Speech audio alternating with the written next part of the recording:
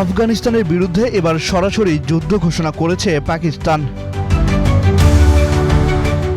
আফগান রাজধানী কাবুল ও কান্দাহার শহরে বোমা হামলা চালিয়েছে।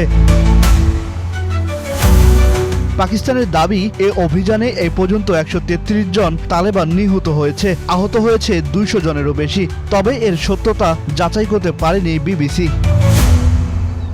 ২১ ও ২২ ফেব্রুয়ারি আফগান ভূখণ্ডে পাকিস্তানি বিমান হামলার জেরে এ পাল্টাপাল্টি আক্রমণ শুরু হয়। আফগানিস্তানের ২ প্রদেশে হামলা চালিয়ে অন্তত ১৩ জন বেসামরিক মানুষকে হত্যা করে পাকিস্তান।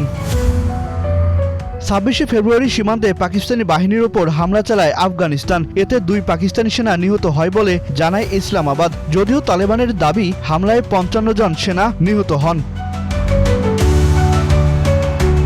তালেবান প্রতিরক্ষা মন্ত্রণালয়ের এক বিবৃতিতে বলা হয়, বুধবার রাত থেকে ওই অভিযানে পাকিস্তানের ১৯টি সামরিক চৌকি ও ২টি ঘাঁটি দখলের পাশাপাশি বিপুল পরিমাণ অস্ত্র ও গোলাবারুদ জব্দ করা হয়েছে।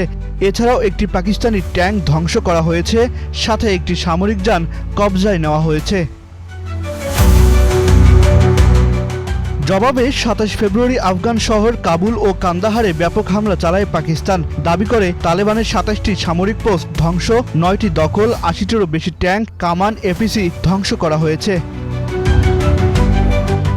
সামাজিক মাধ্যম এক্সে পাকিস্তানি প্রধানমন্ত্রী খাজা মোহাম্মদ আসিফ লেখেন, আমাদের ধৈর্যের বাঁধ ভেঙেছে, তোমাদের সঙ্গে আমাদের প্রকাশ্য যুদ্ধ। প্রধানমন্ত্রী শাহবাজ শরীফ লেখেন, পাকিস্তানি বাহিনীগুলো যে কোনো আগ্রাসী পরিকল্পনা প্রতিহত করতে পুরোপুরি সক্ষম। তবে রমজান মাসের পবিত্রতা বজায় রাখতে ২ পক্ষকেই উত্তেজনা কমানোর আহ্বান জানিয়েছে সৌদি আরব, ইরান ও জাতিসংঘ।